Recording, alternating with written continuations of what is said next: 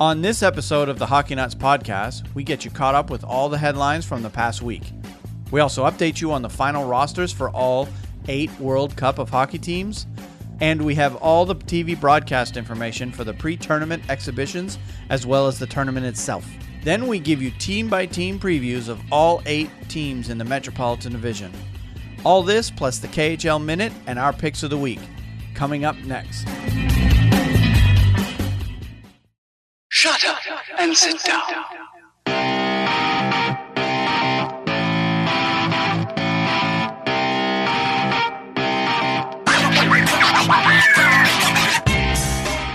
All right, hello and welcome to another episode of the Hockey Nuts podcast. My name is Wayne. I'm here with Steve. How you doing, Steve? Great. How you doing there, Wayne? Well, actually, I got a little story I wanted to tell you. Kind of surprising you with this one. It's been kind of a rough day this morning. My day started at 4:30 this morning. Oh, God. Yeah, my wife had to go to work. She had to be at work at 5 this morning, and all of a sudden she comes up and wakes me up. My car won't start. So I'm like, oh, okay. So apparently the dome light was left on for quite a few times, killed the battery, right? Oh, no. So I go to jumpstart, and of course at 4:30 in the morning where we are, it's still pitch black. I mean, it is pitch black out there. And I'm half awake. I stumbled downstairs. I stumbled out the door, kind of, maneuvered the cars to get close because the pair of cables that she has in her car are really, really short. So I got to get the cars really, really close together. So, just half awake. All I'm thinking is, let me just get this car started so I can get back up to bed, right? So I'm, hooking everything up and I hook it up, and all of a sudden I see smoke coming from her car, her engine. And then I see smoke coming from mine. I'm like, what the hell? I look over at mine. I had the damn cables reversed. Oh, no. Yeah, that's bad. God. And the smoke actually wasn't coming from either car. It was coming from the cables themselves.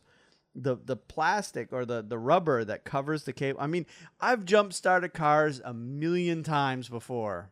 Yeah. Never have I ever done this. But, I'm half awake. My one thought is get the car started, get back to bed. And, the rubber that covers the wires itself was literally melting off the Holy smokes. the wire. I mean, it was starting to drip. So fortunately I had a pair of gloves nearby, so I hurried up, grabbed the gloves, pulled the cables off so it wouldn't really destroy anything. It doesn't appear to do anything to my van. But right now, and I think I figured it out, right now her radio won't turn on. But in the limited time I had this morning, I pulled all the fuses out of the fuse box that's inside her car, and none of the fuses were blown. But right before I had to go to work, and of course, after I got her car started, back to that, we let it run for a little while, and then before she took off, because she was about ready to take off, I told her, okay, wait, stop the car and restart it just to make sure that the battery will restart, in case I destroyed the battery, right? She turns the car off. She goes to turn it back on. Just a couple of clicks. I'm like, oh, great. Ruined her battery.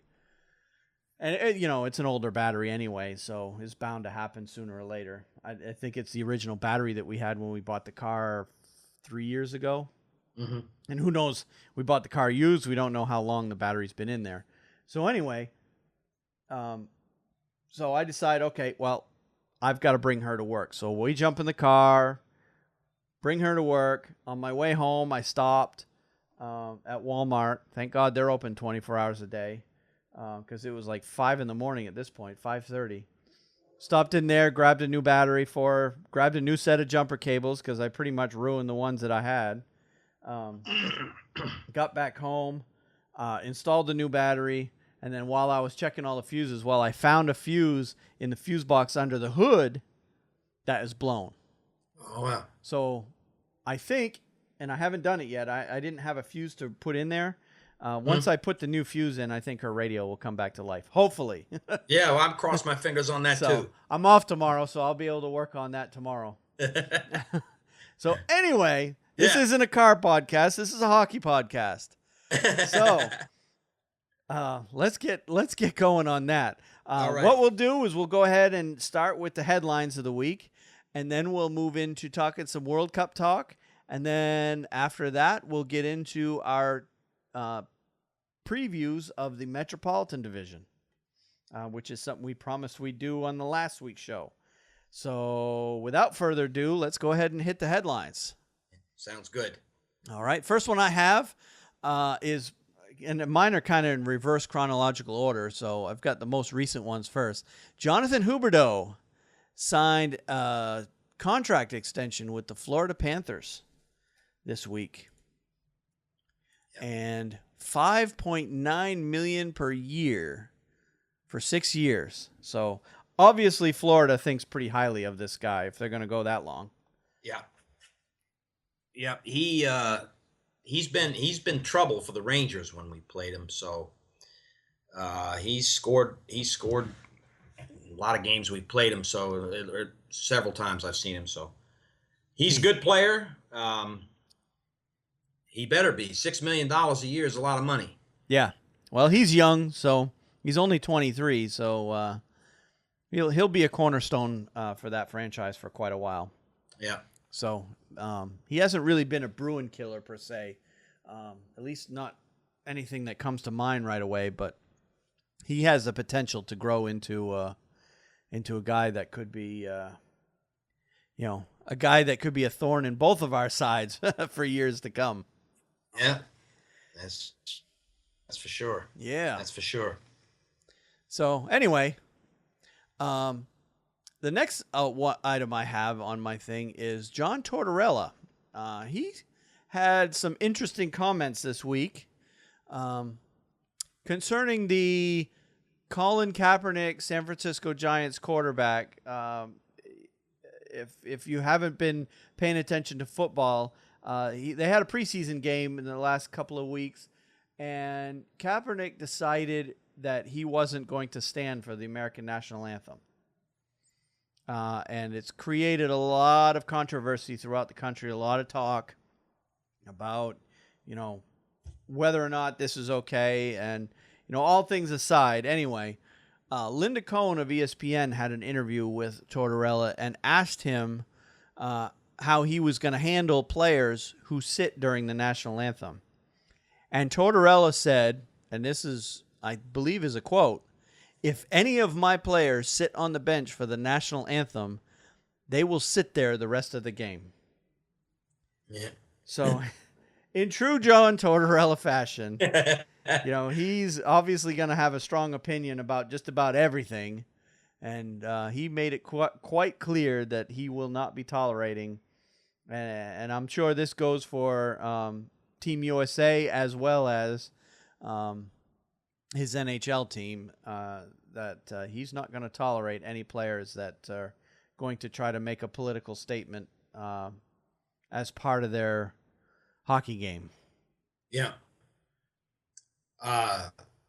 My opinion on that is John Tortorella has a way of being very forthright and firm. He is a fiery personality in how he but I agree that I've never seen a hockey player sit down during a national anthem. We talked about this.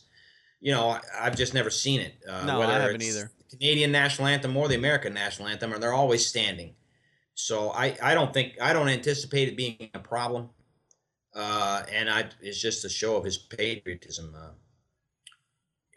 I've been reading the articles about, I really sense that John Tortorella wants to win this World Cup, and he wants to win it pretty bad. Whether the player have that same conviction, we're going to find out. Yeah. But he, as a coach, wants this very badly. So I'm glad for that. Well, a little bit of backstory on this whole national anthem thing with him. Anyway, I read an article that his son is an Army Ranger, in on active duty. So obviously he's got a personal a personal side to this where he feels very strongly. Obviously he's supporting his country. And I'm kind of on the fence on the whole issue myself. I don't want to get too political with this, but obviously everybody's got a right to do what they want. It's part of it's protected under the Constitution. But at the same time, I don't think it's the right venue.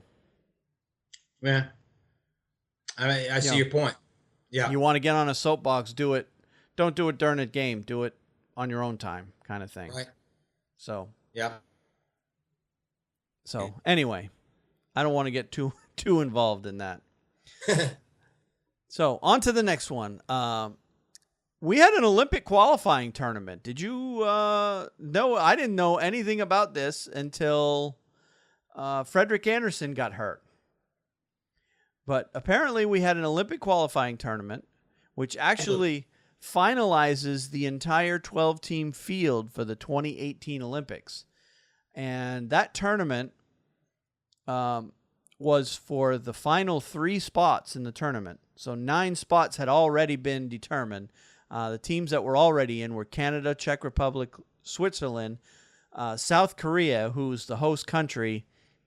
So they by default get a team in there. God help them if they're gonna attempt to compete. Russia, USA, Slovakia, Finland, and Sweden are already in. Now, the teams that competed in this tournament were Norway, Germany, Slovenia, Belarus, Denmark, Poland, Latvia, Austria, Japan, France, and Kazakhstan, and Italy.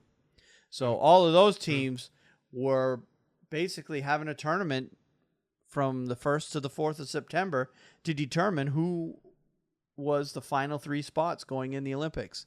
And the results were Norway, Germany, and Slovenia got those 3 spots. Yeah. So, and Frederick Anderson got hurt in the process.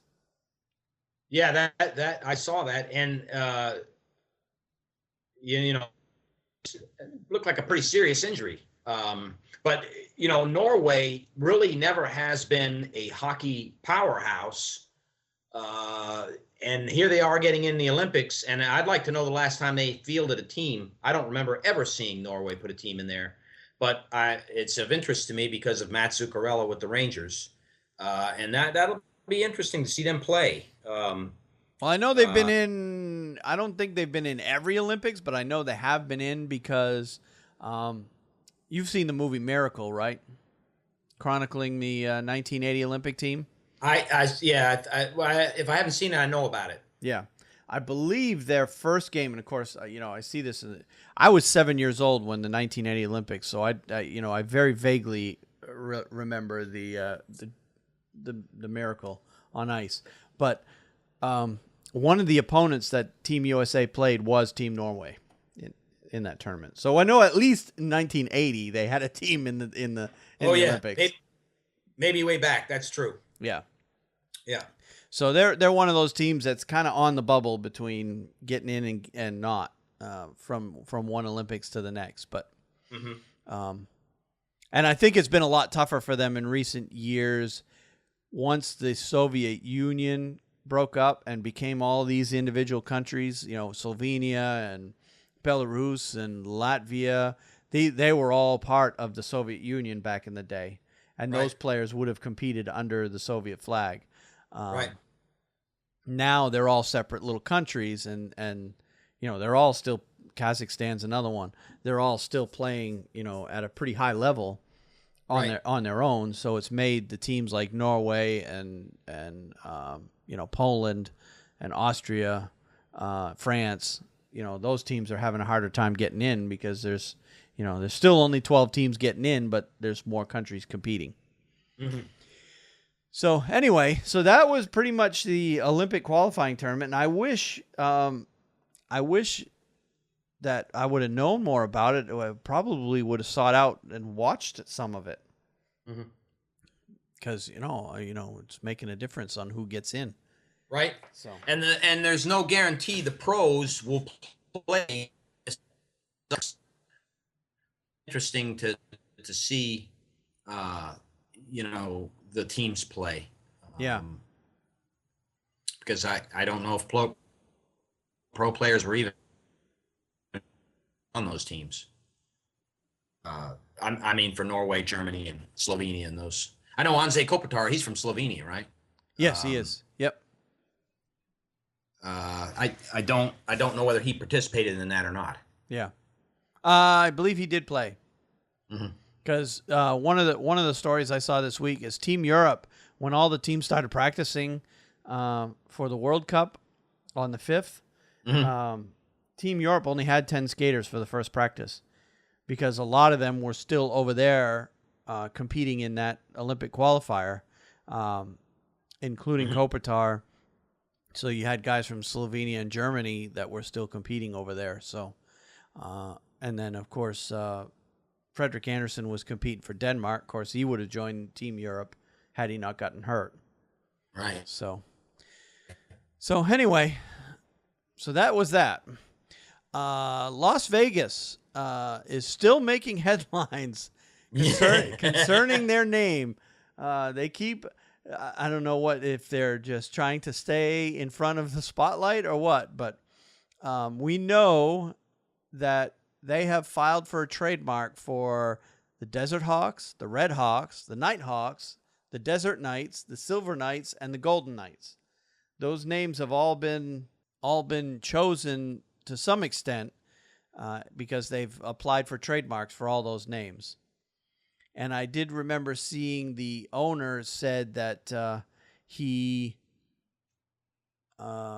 some of those he has no intention of using. He just put them in there as decoys. Yeah. That would make sense. In the turn for the Desert Knights. Yeah. Or the Sand Knights. No, it's the Sand Knights I'm thinking of. The Sand Knights. That's hogwash if that's an actual team he's thinking about fielding. The Las Vegas Sand Knights. I'll be laughing for years on that. Well, it could be worse. They could have been named the Mighty Ducks. Yeah. I guess that's a good one. Yeah. Yeah. So anyway, the announcement now is expected to take place in mid-October as to when they'll announce the game. So obviously they're going to miss that goal of them trying to have the name in place before the preseason games that are going to be taking place at that arena in just a couple of weeks at this point. He's hoping now to have the announcement, he said, right around the start of the new season, of the regular season.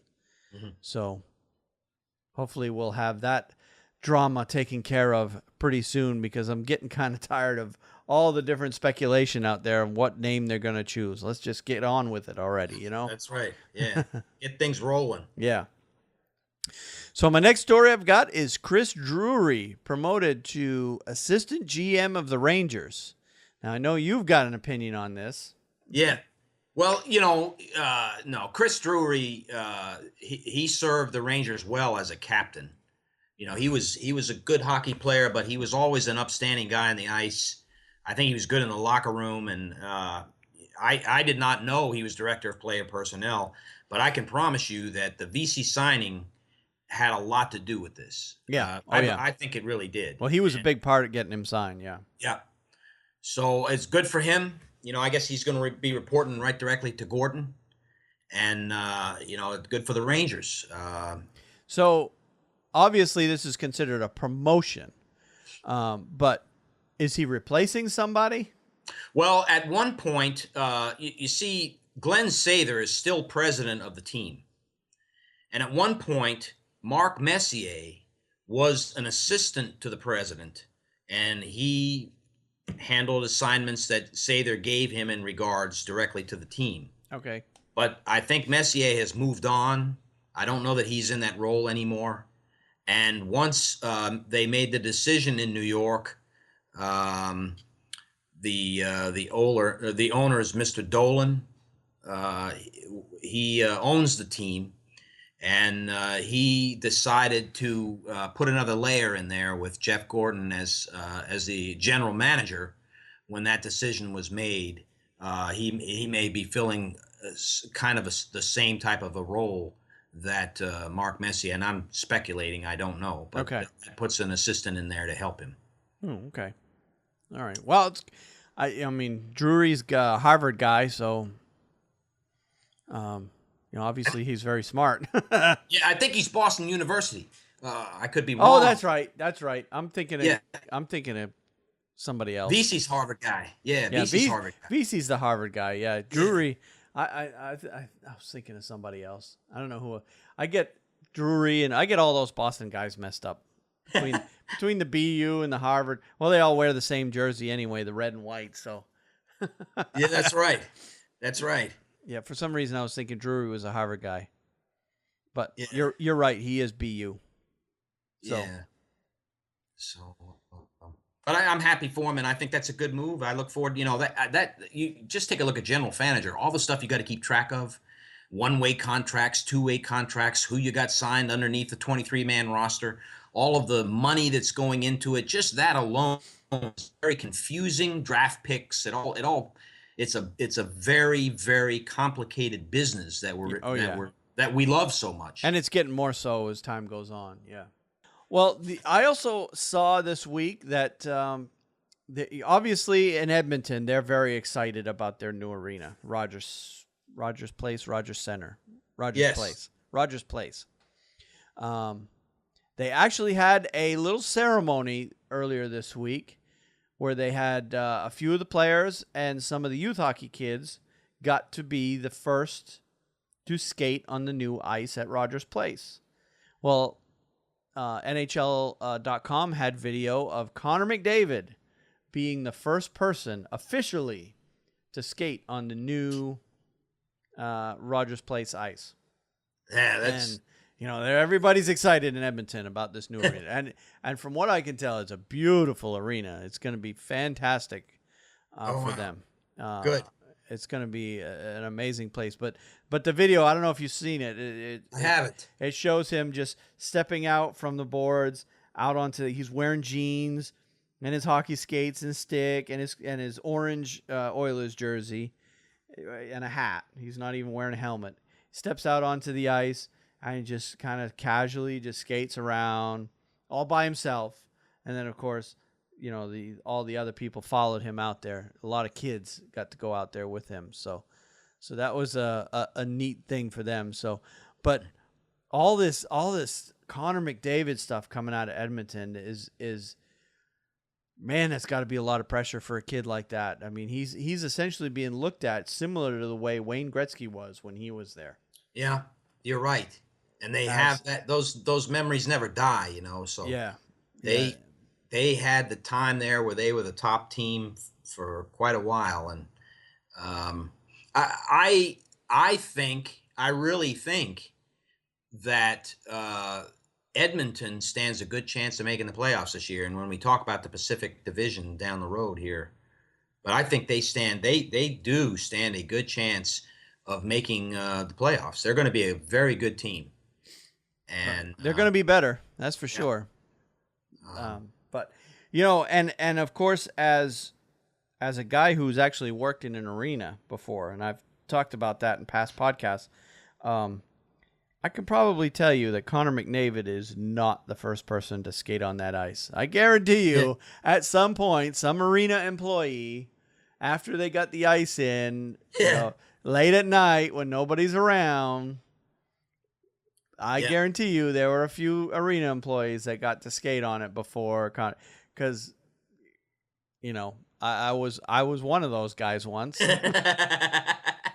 and I can tell you I can't remember what season it was, but I was among one of the first to skate on the ice after we put the ice in. We got to skate on it before the main hockey team got to skate on it. So, so he may be recognized as officially the first skater, but I can tell you there were probably some arena employees that quietly know that they actually were the first to skate on it. But anyway. On to the next one. We have another retirement that was announced this week. Scott Gomez retires after a 16-year NHL season. A lot of his time he spent with New Jersey. That's where you earned your hatred for him. Yeah. And I believe he played for Montreal a little bit, didn't he? Played for the Rangers. That's right. He played for Montreal. I think he played for San Jose. And that's where I got to not like him so much, was when he was with Montreal. Yeah, he's bounced around. He's got 2 Stanley Cup rings, both with the Devils. Wasn't he the first?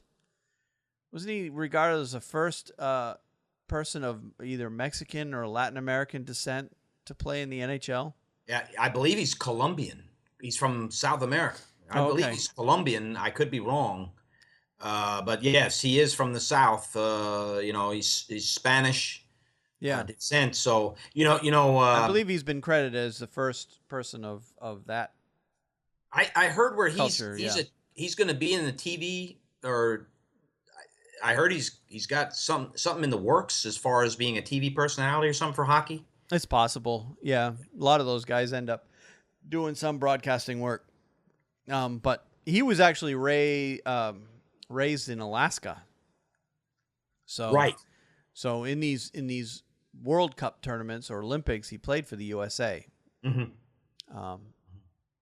But he was a good player. Yes, he was. Yes, he was. Good player, but I think it was his time to go. Yeah, he played for the Devils, the Rangers, the Canadiens, Sharks, Panthers, Blues, and Senators. That's a lot of teams. Yeah, that is. I had no idea. That's the way it is in this day and age. That's right. So that's right. Anyway, the World Cup announced their final rosters this week. Now we went over. What was it? A couple episodes ago, we went over some rosters that were the initial rosters that were named, but this week they actually had to finalize those rosters. So, and I thought rather than just go through, because the last couple of weeks we've gone through, okay, this guy's in, this guy's out, this guy's in, this guy's out. We can skim through these rosters real quick rather than just give you an update as to who's in, who's out. For anyone who hasn't been listening to us, we'll go down through real quick the different rosters that we've got. I've got the rosters pulled up here, so I'll go down through them real quick. We'll start with Team Canada. So your final rosters, the 23-man rosters. Team Canada, we have at forward, we've got Patrice Bergeron, Logan Couture, Sidney Crosby, Matt Duchene, Ryan Getzlaf, Claude Giroux, Brad Marchand, Corey Perry, Tyler Seguin, Steven Stamkos, John Tavares, Jonathan Taves, Joe Thornton. Ooh, that's a scary lineup. Yeah, they're oh. On D, we got Jay Bouwmeester, Brent Burns, Drew Doughty, Jake Muzzin, Alex Pietrangelo, Mark-Edward Vlasic, and Shea Weber. Yeah. Still no PK. That's right. No PK. And I heard that Carey Price is in the pipes, between the pipes for the first pre-tournament game. I heard he's going to be the starter. Yep. So you got Carey Price in net, Braden Holtby, and Corey Crawford. So that's a scary, scary team. Now the Team North America, that's the under 23 guys. So it's made up of Canadian American skaters that are 23 years or younger. At forward, we've got Sean Couturier, Jonathan Drouin, Jack Eichel, Johnny Gaudreau, Dylan Larkin, Nathan McKinnon, Austin Matthews, Connor McDavid, JT Miller, Ryan Nugent-Hopkins, Brandon Saad, Mark Scheifele, and Vincent Trocheck. On D, we've got Aaron Ekblad, Shane Gostisbehere, Seth Jones, Ryan Murray, Colton Perico, Morgan Riley, and Jacob Trouba. And in goal, we've got John Gibson, Connor Hellebuck, and Matt Murray. Now, I'm warming up to this team. I think they're gonna make some noise in this tournament. I agree with you. I'm not going to miss a game they play, and they have nothing to lose, Wayne. Especially offensively. I mean, they've got some amazing talent up front. Yep. And in a way, with guys like Dylan Larkin, Austin Matthews, I believe Brendan Saad, he's American, isn't he? Yeah. Oh, yeah, I think he is. Jack Eichel, Johnny Gaudreau. There's a few of these guys that would make Team USA's roster had they not had this. So Seth Jones. Seth Jones, he's American. Yep. Yep. So, I think if there's a team that's between Canada and the USA, if there's a team that's negatively affected by having this North America team, I think it's the USA. I agree. That's a great point. 100%. I think Team North America is diluting the talent of the Americans, and it's making the Americans a weaker team, which even goes to even make Canada even more of a favorite. Mm-hmm. So, and speaking of Team USA, their forwards: Justin Abelkader, David Backus, Brandon Dubinsky, Patrick Kane, Ryan Kessler, TJ Oshie, Max Pacioretty, Kyle Palmieri, Zach Parise, James Van Riemsdyk, Derek Stepan, Joe Pavelski, Blake Wheeler. It's a pretty good group of forwards. Yes. Dustin Byfuglien, John Carlson, Eric Johnson, Jack Johnson, Ryan McDonough, Matt Niskanen, and Ryan Suter will be playing D. And Ben Bishop, Jonathan Quick, Corey Schneider will be in net. Tough to find a goaltending trio any better than that. Yeah. I think the United States has got that. I feel comfortable about that portion of the game. If you listen to the reporters and stuff, people covering this, they say that the United States was put together not only to score goals if they need to, but to grind it out. Yep. And there's some grinders in there for sure. Yeah. And they were put together specifically for this. They got, all three of those goalies are lights out. They can shut you down just standing on their head themselves. So the United States stands a very good chance in a one-game type round robin or semifinals. Anything can happen. Yep. And for sure. Yeah.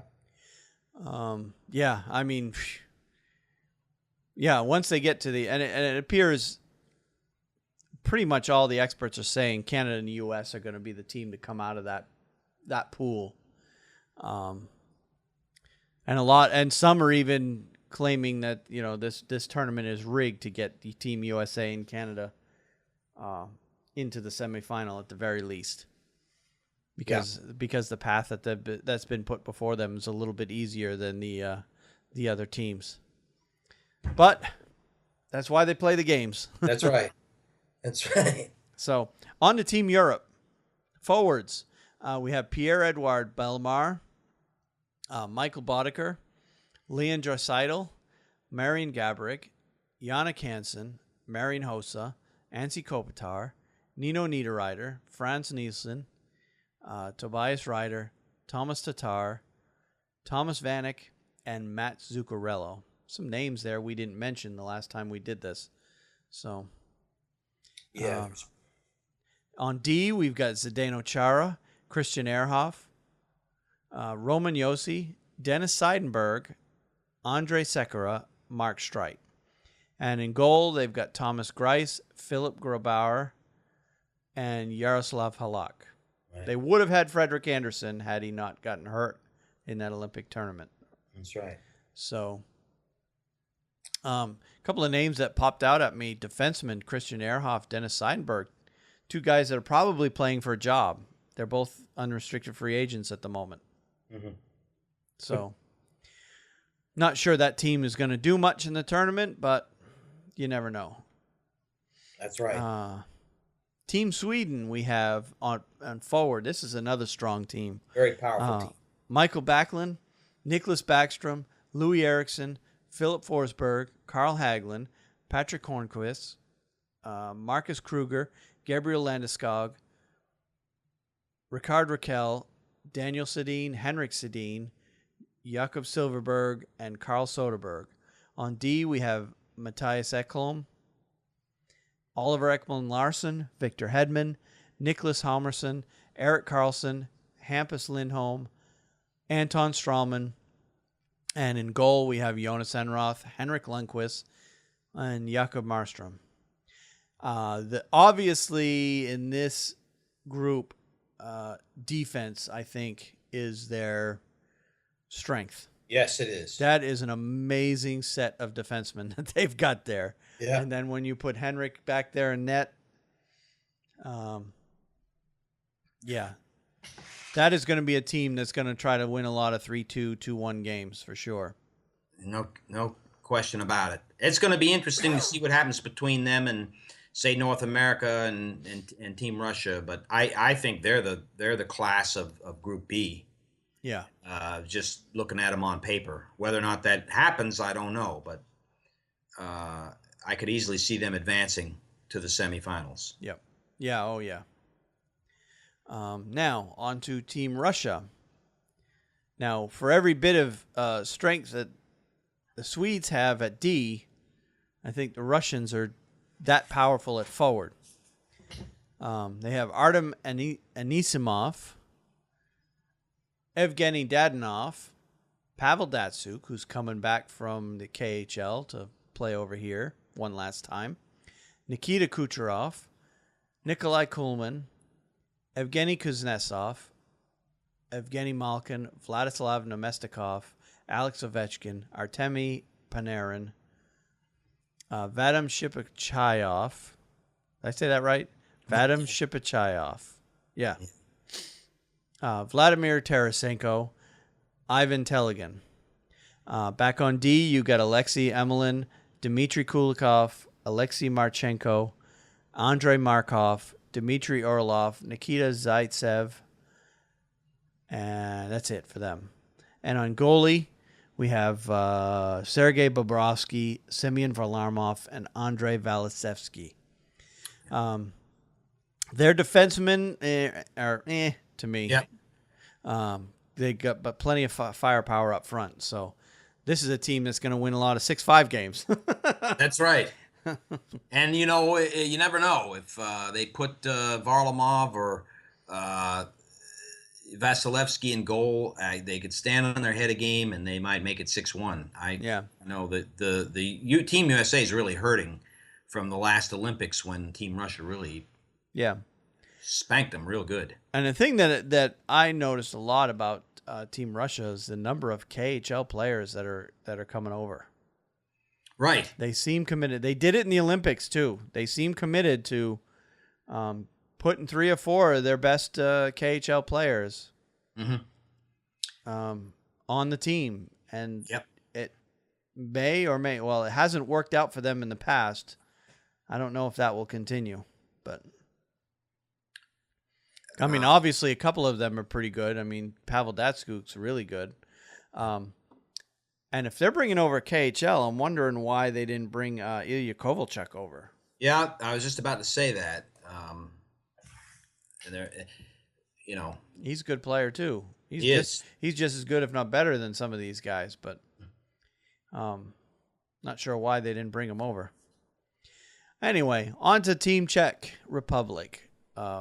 We have Michael Berner, another KHL guy, Roman Cervenka, Radek Faska, Michael Frolik, Martin Hansel, Alice Hemsky, Dmitry Yaskin, Milan Michalik, Andrei Palat, David Pasternak, Thomas Plakanitz, Vladimir Sabatka, and Jakub Voracek. On D, we have Mikhail Yordan, who actually played in Carolina last year. Mikhail Kempny, Tomas Gundradic, Zabinek Michalik, Jakub Nakadal, Roman Polak, and Andrei Schuster. And in goal, we have Peter Mrazek, Michael Neuwirth, and Andrei Pavelek. This team has changed a lot since the last time we read a bunch of names badly. But yes. They've had a lot of guys that have dropped out of this tournament. The biggest one that comes to mind is what's his name in Boston? Oh, Krejci. Yeah, David Krejci's out. David Krejci.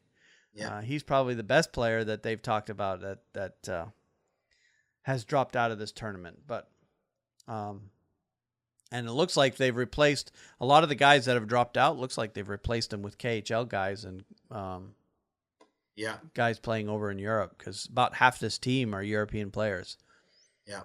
So it's another team. I don't know if they got really a shot. They're kind of, after losing their players, they're kind of weak. So Team Finland. At forward, we have Sebastian Aho. Now, they've got him listed as playing for Karpat in Finland. That's the last team he played for. But everybody in this area is saying he's a Carolina Hurricanes prospect. He's going to make the team this year. Yes, I'm hearing the same thing. Yeah. So he is yet to play a game for Carolina, but you might as well say he's a Carolina Hurricane player. So Sebastian Aho, Alexander Barkov, Jonas Donskoy, Valtteri Filppula, Mikael Granlund, Eric Holla, Jussi Jokinen, Mikko Koivu, Leo Komarov, Lori Korpikowski, Patrick Laine, Jori Lehtera, Toivu Teravainen are your forwards. Defensemen, you've got Jyrki Jokipaka. These names are horrible. Yeah. They're hard to say. Sammy Lepisto, Asa Lindell, Oli Mata, Vili Poka, Rasmus Ristolainen, and Sami Vatanen. And I'm glad you had the responsibility of saying them. Yeah, I know. and then in goal we've got Mikko Koskinen, Tuukka Rask, and Pekka Rinne. Pretty obvious that the goaltending situation is pretty much down to Rask and Rinne. I've heard very little of Koskinen being talked about, and he's another KHL guy that is coming over. So yeah, that's Team Finland. So that pretty much rounds out the teams, doesn't it? That does. You got them all. So should be fun. Yeah. I mean, we're recording today is what? Wednesday the 7th? 7th, yeah. By next week we'll know. And the first pre-tournament games actually start tomorrow night, Thursday night. That's right. So I know you and I've talked about some of the games that we're going to be watching in the pre-tournament, but we're definitely... Now, one thing I did see, the Swedes announced that Henrik Lundqvist is not going to play in the first pre-tournament game. That's right. I saw that too. Yeah. Probably Jonas Enroth. So they're going to give, he's not even going to be dressing. Right. The other two goalies are going to be dressing. And they're going to get a little bit of flavor from all those guys, you know. So he'll be a healthy scratch for the tournament. It's not an actual tournament game, for the pre-tournament game. And that's in Finland, so I wonder if he's even going to make the trip. Mm. Okay, so let's talk schedule for the tournament. Obviously in Canada, you folks know what you're going to be watching. It's probably going to be all over national TV. I haven't seen the TV schedule for Canada. But here in the U.S., all the games are going to be taking place on the ESPN family of networks is what they're calling it. The tournament games themselves are either going to be on ESPN2, ESPN News, or the primary ESPN. And one thing that I noted at first was Game 1 of the final is going to be on ESPN1, or the original ESPN. But Games 2 and 3 are going to be on ESPN2, and I'm like, why would they do that? So I looked at the calendar, and Game 2 is on September 29th, which is a Thursday night. So you got Thursday night football. Thursday night football. So Thursday night football on ESPN, so hockey will be relegated to ESPN2. And then Game 3 is on October 1st, which is a Saturday, which is here in the U.S. is College Football Day. Yeah. So I'm sure they've got Saturday booked with college football. So it's kind of disappointing that they didn't put those games on ESPN. ESPN really didn't make a full commitment to hockey, but, you know, that's life as being an American. That's right. And being a hockey fan. ESPN always kind of snubs their nose at hockey, which makes me wonder why that the NHL went with ESPN in the first place and not give NBC the this tournament, but probably just went to the highest bidder at this point. Yeah. So as far as the preseason games or the pre-tournament games, whatever you want to call it, those games are going to be there's a couple of games on ESPN, ESPN2, a couple of games on ESPNU, but most of the pre-tournament games are going to be on ESPN3, which is their online product. So if you've got a good streaming connection, you can watch every pre-tournament game somewhere, either on television or online. Every game will be televised, which is really cool because tomorrow night, Thursday night, I've got a date with my TV to watch North America versus Europe. Right. For sure. I have that date as well. Yeah, the other two games are actually taking place. You got Sweden, Finland, and Czech Republic and Russia. Those are taking place in Europe, so the games here in the U.S. are going to be aired at 12 and 12:30. Right. Actually, I got tomorrow off. I'll be able to watch those games. I just realized that. Yeah. God. You'll be at work. You'll be at work. Yeah. But I get to watch the games. But those are going to be online, so you could actually watch at work. If you got your phone, you can tune in on ESPN3. But 8 p.m. tomorrow night, Eastern, you've got North America and Europe. That's going to be a fun game. It's in Quebec City. And then Friday night is the first of two games in the pre-tournament between Canada and the USA. Friday night, they're playing in Columbus, Ohio. And that game's going to be on ESPNU. And Saturday night, they're playing in Ottawa, and that game is going to be on ESPN3. So it won't be on TV, but you'll be able to watch it streamed online. Again, right. ESPN wants college football, so football always rules in the U.S., as we are painfully aware. Yes, it does. So, but all of those, all the entire schedule that I've got the whole TV schedule laid out. It will be in the show notes for this episode. So if you want to see when all the games are and what channel is going to be carrying them, just look at our show notes and you can see when all those games are. But tomorrow night we'll have live hockey here in North America for the first time this year. And I am unbelievably excited about it. Yep. One thing I wanted to say, Wayne, is, Canada USA is going to take place. That those games right now, they're scheduled for 3 games. So by the time we actually play them in the round robin, we're going to have a lot of looks and experience for what they're capable of and what they're going to do. Yeah, they will have played each other twice at that point. Yeah. So, yeah, it so should be. The home ice essentially in that building at the Air Canada Center should be something that the veteran players we have on our team should be able to handle. I don't see that as being an advantage for Canada. Well, the Americans will treat it as a road game for sure, because no doubt the crowd will be pro Canada all the way. Oh, absolutely. Without question. Very loud. Yeah, I'm sure it will be in Ottawa though. When they play them there. Yeah. So yeah, the Americans will have the one home game, so to speak, in Columbus. So, and who knows? Maybe a bunch of Canadians will come down across the border for that one. Yeah. So that's all I have for World Cup stuff. Unless you have anything else to add to that, we can go ahead and move on to our first installment of our team previews. Today, we're going to go ahead and focus on the Metropolitan Division, and I know you've got extensive notes. So I'm going to go ahead and turn it over to you. Let you go ahead and lead the way on that one. Okay, thanks. I can start it off, and my way of doing it. At any point, Wayne, jump in and put your 2 cents in, and let me know what you're thinking. But I know Okay. we've talked about some things, and I put together a bunch of different notes on teams. I have a projected finish, which I guess I can go over at the end.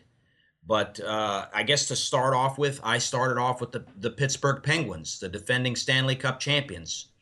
Um, and I asked a major question of each one of these teams as I went through this. And of course, the obvious question that a lot of people ask is, can they repeat? And that's been a very difficult thing. The last team to do that was Detroit, I think, in 1997 and something like that. It's been a long, long time, almost 20 years. So you got to be a really good team, even to get back to the conference finals. But this team, I think, can do that. I think they're definitely going to be one of the top two teams, if not the top team in the East. And they have several strengths that I clearly see. First of all, they're the best team up front in the entire NHL. Oh, I think absolutely. East and West. Yeah. They have the best lines. Crosby and Hornquist, the Malkin line, and then you have the HBK line, which really asserted itself in the Stanley Cup Finals. Nobody's going to touch them in that regard. And if those guys stay healthy, that's going to be a formidable weapon for them as things go on in a long, grinding NHL season. Well, the thing I see with Pittsburgh is they made very, very few changes over the summer. And so they're essentially bringing back the same team that they had. And the only question I see with Pittsburgh is, they're over the cap. Are they over the cap? Oh, Yeah, wow. they're over the cap. So do they need to lose somebody before the season starts? They're going to have to make some sort of hard decisions. But knowing Rutherford, they'll probably come up with a way to squeak in under the cap. Yeah. But I think they're $3 million over the cap as we speak tonight. Okay. And so they got to do some homework. Yeah. Well, and they got until the opening night to make those changes. The only thing I see with them is their goaltending situation. Now, obviously, you got a kind of a growing controversy there. You've got Marc-Andre Fleury, who's been there for years, has a cup with them back in 2009. You got Matt Murray, the guy who carried them through last year's playoffs, who essentially he's played more playoff games than he has played regular season games in his career. So he comes into this year officially as a rookie, kind of pulling a Ken Dryden where he won a cup before his rookie season. Right. So question is, can he continue at that pace? It's such a good point. And doing what he did last year is no guarantee that he can. It really isn't. You have to look at it in the NHL as he's got to step forward, and it's going to be hard for him to do in the second. It'll be very difficult whether he does it or not. I agree with you. So, time will tell what he can do there. And then you got the whole expansion draft scenario too. Pittsburgh may want to try to get rid of one or the other. And I would assume if they feel that Matt Murray is their guy for the future, that they will try to move Marc-Andre Fleury at some point. And that getting rid of him alone would put them back under the cap. Right. So. Very good point. So, yeah, I mean, I think obviously they're going to make the playoffs unless they fall completely on their faces. And, they've done that in the past. They've had times where they just, for whatever reason, weren't engaged and just. I see the chemistry as being so important to that team. I see them as, they must have tight, relationships in the locker room. What they do off the ice is very important because I've seen them fizzle out. And Wayne, I've seen them give up. literally in these last 7 years in between the cups. Um, I think they wanted to beat us real bad those 2 years where we beat them in the playoffs, but I've seen them literally lose their composure, lose their confidence, and fall apart. That can't happen. So I don't know whether it's. I'm not really sure what to attribute that to, but team chemistry has to be there this year, and albeit with the success they had for the Stanley Cup. Well, that helps. Yeah, you're right. So. Something come to my mind is their defense. Chris Letang, no question about it. He's one of the best defensemen in the league. But beyond that, they saw great performances in the playoffs from Brian Dumoulin, Trevor Daley, Ian Cole played very well. But Ole Mata, but those guys are going to have to step up, don't you think? Oh yeah. And I see that as a potential weakness for the team. Well, Daley was hurt towards the end of the playoffs last year, and he couldn't help them. But having him back is almost like getting a new free agent, right? Because he'll be back and healthy this year. Right. I think that's the area where if you're gonna and of course Pittsburgh is injury prone. We talked about it. It's cost them dearly in the playoffs in years past. Sidney Crosby, getting hit in the face with that puck, virtually ended their year. Malkin has had nagging shoulder injuries, back injuries, leg injuries that's kept him out of the playoffs. Chris Letang had the stroke. There's a lot of things that come into play that have really hurt Pittsburgh. Yeah.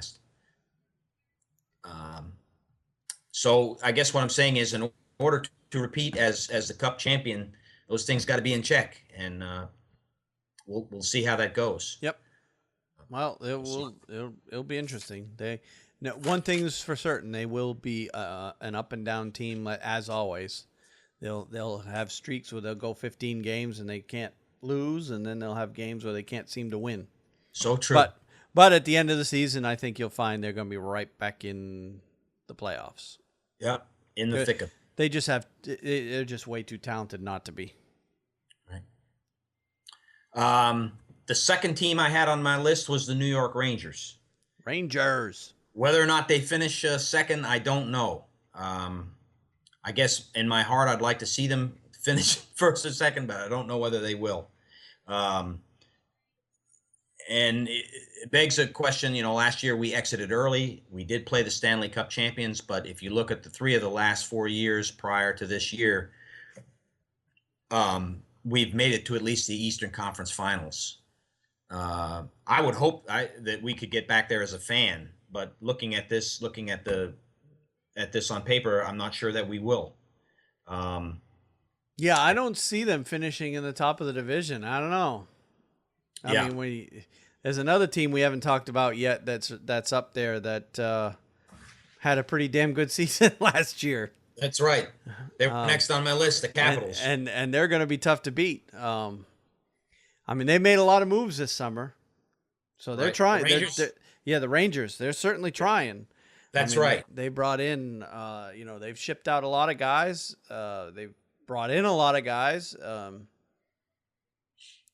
They won the Jimmy Vesey sweepstakes, obviously. But I'm not sold that he's going to make a huge impact on that team. I'd be willing to bet he doesn't score more than 20 goals. Wayne, I thought about it this way too with Vesey. I can't think of many players at all.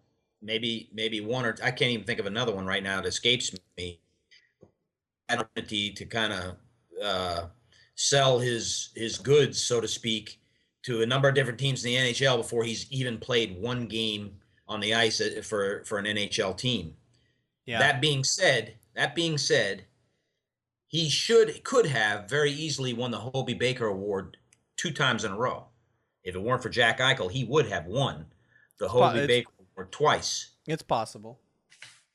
And so he does possess great numbers. He's a very skilled player, and this is probably the fan in me coming out. But I'm looking to see him do very well, and a team we desperately need someone like him. So they're going to give him every chance to succeed, whether it's second line or third line.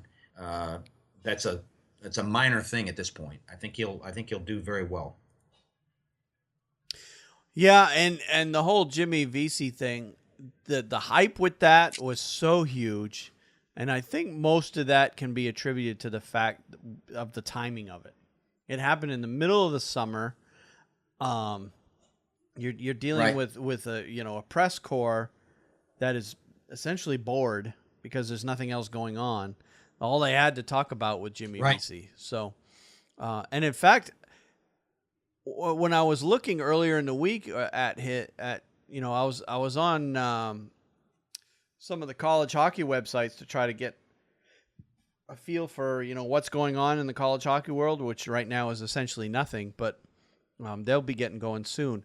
But I ran across the list of finalists for the Hobey Baker Award.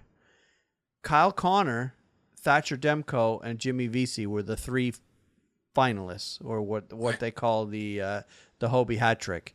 Kyle Connor had better numbers than VC. He had 70. He had 71 points, but Connor is a freshman, Right. and VC is a senior.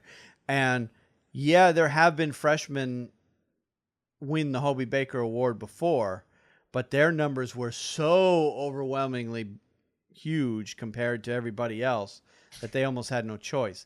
Hobey Baker Award is kind of like the Heisman, where they tend to lean towards, at the very least, juniors and seniors. Mm-hmm. So even though VC had his numbers, I mean, he had 46 points in 33 games, but Connor had 71 points in 38 games. I mean, far better numbers than VC. Right. But VC being the senior, he got leaned on as the winner there, which that's fine. That's the selection criteria. I'm not going to go into a long thing about how the Hobey is determined, but anyway, I just wanted to point that out. I mean, yeah, his numbers were good, but I've seen much better numbers coming out of college from guys. So I'm not sold on VC being a guy that's going to make the team right away, particularly in the top two lines. I think he'll be third line at best for the Rangers. And you make a good point. He very well that may be, but I think he's going to start opening night. Yeah. We'll see what happens. We'll see what happens. Weakness for the Rangers, definitely it's defense. We lost Keith Yandel. I don't think they're going. I did see where they're going to re-sign that Dan Boyle is an unrestricted free agent. The Rangers are not going to offer him a contract, so he's gone. And both of those guys can. I think he announced his retirement. Boyle. Did he? Yeah. I haven't seen that. If you go on General Manager, he's listed as an unrestricted free agent. Yeah, I remember seeing an article. God, it was probably right around our first episode. He announced it back in July that he was retiring. And that's a big loss. Yeah. And because Girardi and Stahl, while they're not super old, they're aging. They are seasoned, experienced veterans, and they're going to have to step it up this year. They're going to have to play to the potential of their first few years in the league. Yeah, and I think, and those two guys are as good as any top two in the league in my mind. I would take those two guys over over any two guys that the Bruins have right now. Yeah, at this point, including Chara. So yeah, those two, Ryan McDonough and Kevin Klein, we got a solid four. Yep. Beyond that, they've got to go with a. I think Dylan McElrath is probably going to make the team, and I think he's going to probably be relied on as one of those two that slots remaining, and the other one is probably going to go to maybe Brady Shea or one of the guys, Nick Holden or Adam Clendenning, that they brought in over the summer. So, yep. But it's going to be an interesting. They're going to have to settle on letting some of these guys that they bounce up and down between the AHL. They're going to have to settle on letting them play this year in a slot that's open. Well, and they'll get a chance anyway because no team goes through the whole season and not having any injuries whatsoever. So, right. So That's right. your seventh, eighth, ninth guy on the depth charts, they'll get some time. Usually they'll get if a team even when a team stays healthy, the 7, 8, 9 guys usually end up getting 30 to 40 games. So, yep. If Henrik plays to his potential, he's had a .92 save percentage the last 7 years in a row. wow. He's won 30 games at least in every year he's played, with the exception of one, which was a strike year when he won 24, and he also won the Vezina that year. Yep. So I think he should have won the Vezina the very next year. They gave it to Sergei Bobrovsky, but if Henrik plays to his potential, we're solid there, and especially if he gets into the groove at the end of the year, the Rangers can look out. They can cause some damage and make some noise in the playoffs and perhaps even steal a series. So we'll wait and see. I'm encouraged, and I think they're going to make the playoffs, and that's all they need to do, really. Yeah, this day and age, many teams have proven that all you need to do is get in. We've had 8 seed Stanley Cup winners a few times now, so that's all they need to do. Now, a name you brought up in the past, and I haven't heard it recently, Pavel Buchnevich. Right. Is he still trending to make the team? They're definitely going to put him on close watch. I mean, I think he's definitely skating over here from the KHL, and they really like him. They're high on him.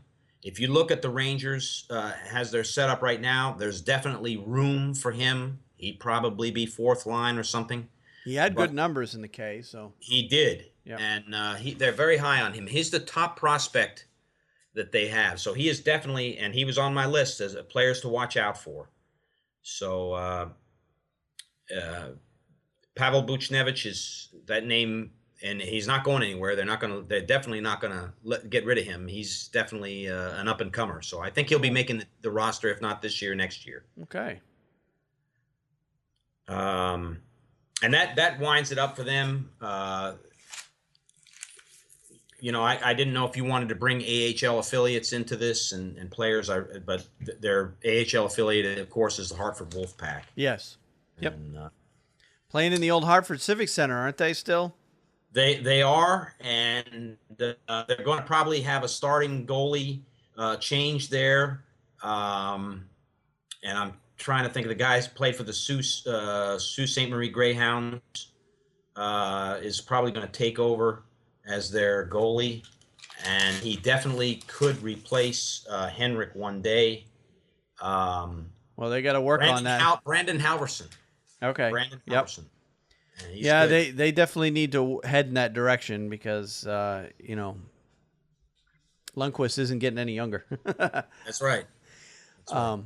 Yeah, the old Hartford Civic Center. Did I tell you once? I actually went to a game. I was probably 12 years old. Went to a game at Hartford Whalers against the Edmonton Oilers. Back in '86. So I got to see Gretzky, Curry, Messier, the whole coffee, all the the Edmonton Oilers in their heyday. I got to see them, and the game was one-sided. I mean, I think the final score was 4-1, but Edmonton was an incredible team to watch. Oh, I bet. How many people does that place seat? It's somewhere in the neighborhood of 14,000. Mm-hmm. 14, 15,000, which the NHL feels that's too small to today's standards, but that's why they wouldn't allow a team to go back to Hartford unless Hartford built a new arena. Mm-hmm. And there's no like upper and lower bowl.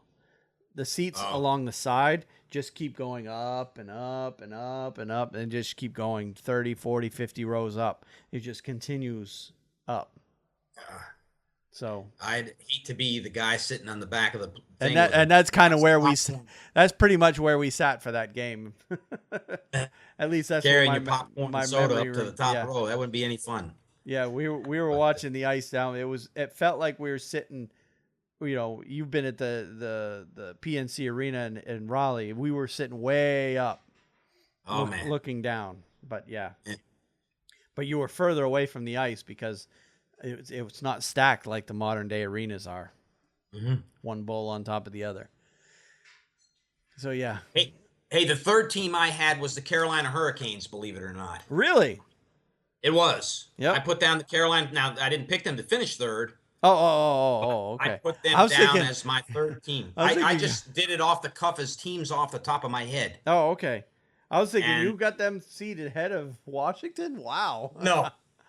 I'll tell you my projected finish at the end of this. All But, right. I had All right, Carolina down as my third team. Major question: can they make the playoffs? And I had to say no. Although I'm hoping that they do very well. But think- maybe in a year. I think they'll get Ma- closer this year, but I don't think they're going to make the playoffs either. There's just too many good teams, or better teams ahead of them right now. Yeah. And I'll but, tell you, but they're going to be fun to watch. I mean, they they're. will. I believe they're the youngest team in the league. I think you're right, and that's strength. Let me tell you, Jeff Skinner, Elias Lindholm, Victor Rask, Justin Falk, Noah Hannafin, Sebastian Aho, they're very young, Yeah, and they're going to be exciting to watch. So that's their major strength. they're kind of like the Edmonton Oilers of the East, Yeah, except they have Yep. better defensemen. right. That's right. That's exactly right. Edmonton's strong up front, and Carolina's strong out back. And that's the biggest question I have with Carolina is can they score goals? Because that was a big problem for them last year. Right. Well, and I guess there's two sides to this. They have a lot of cap space. If you look at it on General Manager, they can offer money to a potential superstar, but they got to pick the right guy or guys to come in and fit in under that cap and fit into the team. I don't see them. I don't see them doing Simmons that. was a bad choice. Yeah, I don't see them doing that. And I think you're right. I don't think they will. And, the other side of the coin is if you're not willing to spend the money, then don't expect to make the play. I've heard that argument too. And, that's not always the case or true, but definitely in the case of Carolina, they have some room to work with. Yeah, And it's not a problem.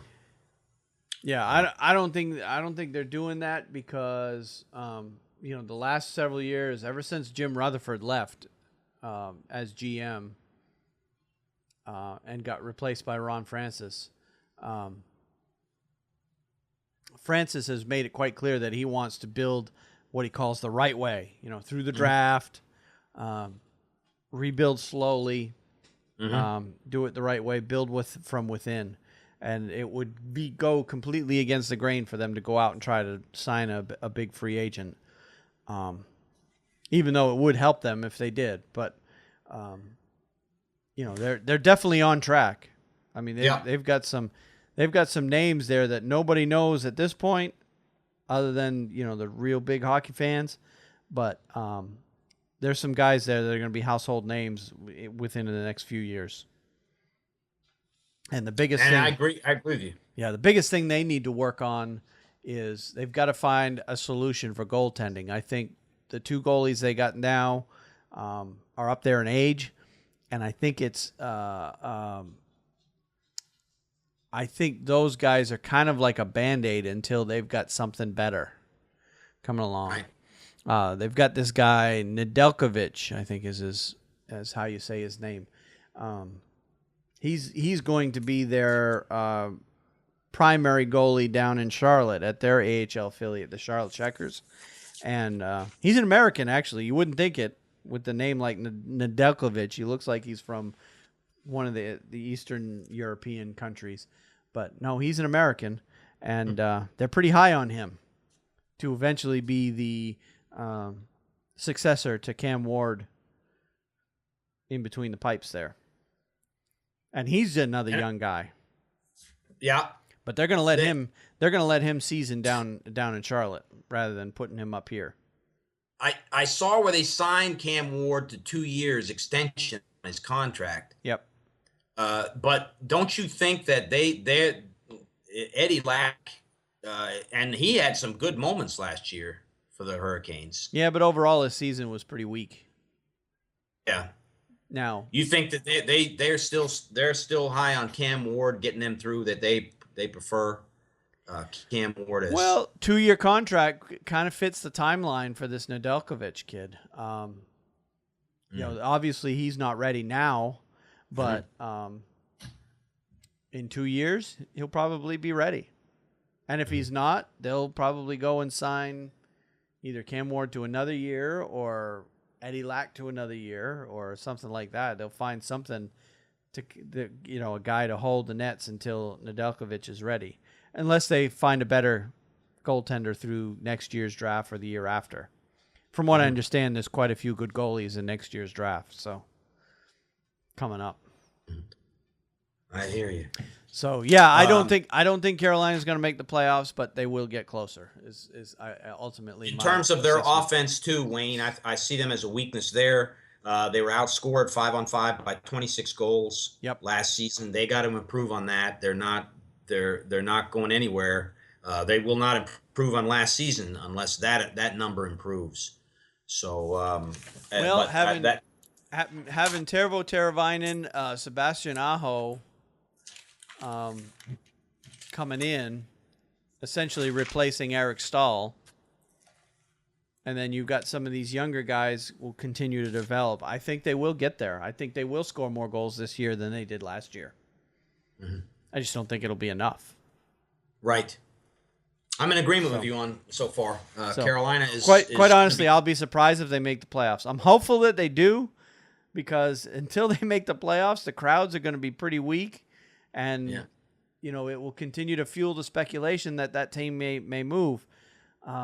Even though the owner keeps saying that he's committed to keeping the team here. From what I understand, they have one of the best arena arrangements in the league, because the Carolina Hurricanes essentially earn revenue on every event that happens in that arena. And they share that arena with NC State's men's basketball program, as well as, they have concerts, got at least a couple a month in that arena. And they make profits. They make money off of all that stuff. So I'm looking forward to going to the Rangers games this year. So I'm the same way. I'm hoping they stay. And I'll be going to the Bruins games. There's 2 of them this year. Yeah, that's right. Unfortunately, they're only about 2 weeks apart, but they're. You can work that out. I've already requested the days off. Don't worry, I'll be there. I will be there, even though it'll be the same exact team both weeks.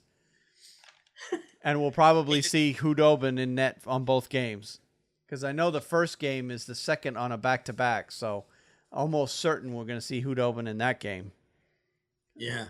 And then the second game, I'm not sure what the situation is there, but hopefully we'll see Tuukka Rask at least once. I've seen him many times play here, because every time the Bruins come down, I go. But,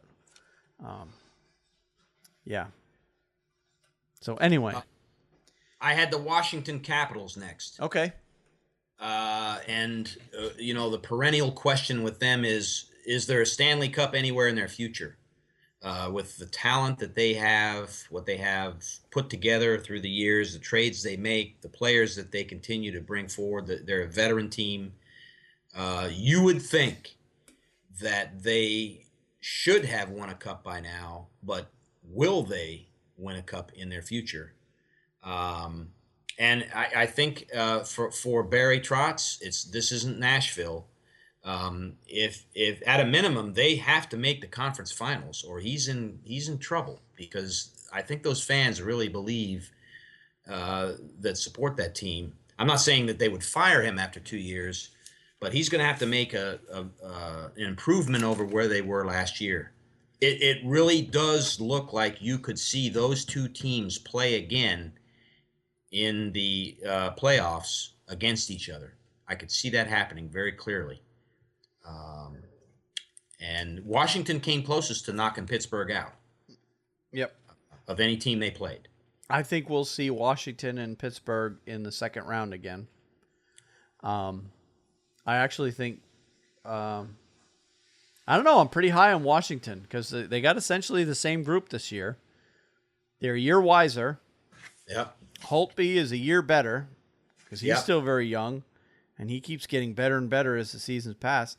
I think this is the year Washington finally gets to the. I think they don't win the cup though, but I do think they get to the conference final. Right. Well, I think they need to, and I personally, if Pittsburgh doesn't make it, I think Washington will. Oh yeah, it's going to be those two for the one of those two will go to the conference final. Yeah. Coming out of the Metro Division. Yeah. As a fan, I would hope that New York makes it. Sitting here looking at it logically, that's the way I see it. They got a deadly power play. Yeah. And you must stay out of the penalty box when you play them. Yep. So, they have a lot of things going for them. They're a matchup nightmare on their lines, and Trotz is good at switching things around to make things tough on teams trying to match up against them. So, Holtby's got to stand on his head. I don't think Grubauer is. I mean, he's good, but he's got to be great. Well, he's good enough to play in the World Cup. Isn't Washington the only team that's got both their goalies playing in the World Cup? But anyway, yeah, definitely Holtby is the guy there, without question. I don't think there's any disputing that. Right. And again, they're like Pittsburgh in the fact that they are not a solid top defensive team. They got a good goalie tandem. Yep. But you've got John Carlson, Carl Alsner, and Matt Niskanen, and after that, who do you got? They're good, and they got enough strength to make the conference finals. They could win the whole thing. Yeah, Washington's strength is definitely up front and in net. In between, it's who knows? Yeah. Anybody's guess. They say that guy in their farm team, Jakub Vrana, is the best defensive prospect of anyone in the NHL. I don't know if you've heard of him, but he plays with the Hershey Bears. Okay. And that might be a guy that steps in. And do they think he's going to be ready this year? I haven't heard that he's got a roster spot yet. So okay. But he's supposed to be an awesome defenseman. So they may solve one of the problems right there if they put somebody like him in place and he works out. Yep. Brooks Orpik's still around. He's a good stay-at-home guy. Seasoned veteran. Yep. Yep. So they may be able to make it work. And they choke in the playoffs. Washington chokes in the playoffs. Well, that's their nemesis. But that's their history. Yeah, they've got to get past that. I think if they get to the conference finals, watch out. I think they could do it this year. Yeah. Well, there's another team coming out of the Atlantic, and of course we're talking about them next week. But that I think is going to be trouble for them. And that's Tampa Bay. Tampa Bay. Yeah. But I agree. But we'll talk more about Tampa Bay next week. That's right.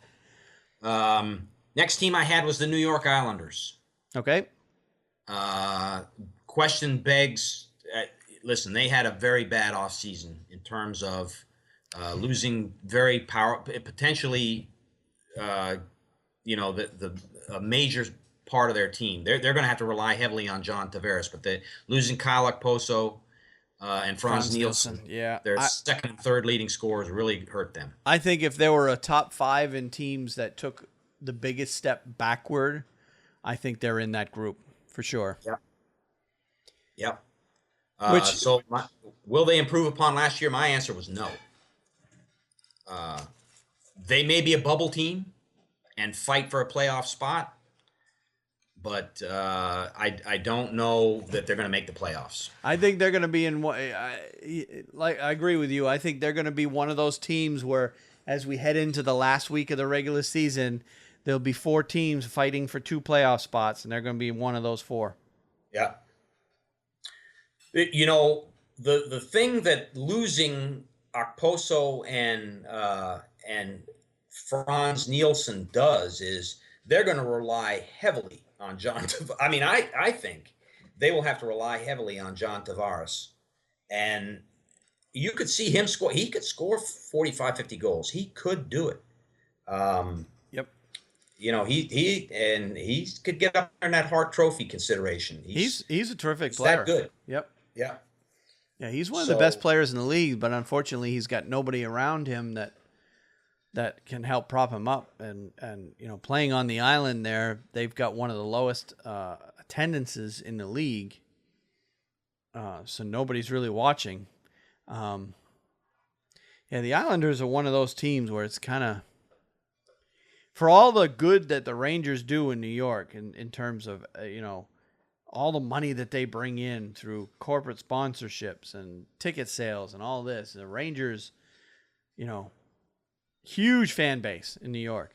The Islanders are like, I don't know. They just don't. Smaller fan base. They're not selling out their arena. Yeah. It's just, you know, it's just big brother, little brother kind of thing, you know? Yeah. The Barclays Center, it's not built for hockey. No, you know, when they left Nassau Coliseum, they left a place they did sell out most of the games there. Oh, okay. And so but you know, it's 13, 10, 12,000 people there. So I think, and it's an old arena, but it's an old arena. Right? But the Barclays Center, like you said, is not built for hockey, and the sight lines in certain parts of that arena are very, very poor. So I'm not sure that's the long-term answer either. And I think they know that. I think they're looking for another solution. They're trying to get it. They're trying to get an arena built, but nobody's willing to build it for them. So that's right. That's exactly right. And you know, Charles Wong tried for years. He was even going to put his own money into it, but they couldn't get it passed, I guess, through aldermen or whatever, you know, politics. But I didn't have a lot on them other than to say that watch out for John Tavares. I think John Tavares is going to have a big year if he doesn't get hurt. Yep. He's going to be relied on to put points on the board, and I could see him. Don't be surprised if you see him score 40, 50 goals this year. It could happen. Wouldn't be surprised at all. Yep. I agree. But, yeah, he is to the Islanders what Steven Stamkos is to the Tampa Bay for sure. No question. The New Jersey Devils. A lot of people I hear on the over the news reports and stuff like that say they've done a great job in the offseason by getting Taylor Hall. I don't see this team making the playoffs. In fact, I could see them finishing dead last in the Metro. I don't see them as being a team that's going to do well because they can't score. Although that trade was a steal for them, in my mind, it's not going to be enough. I agree.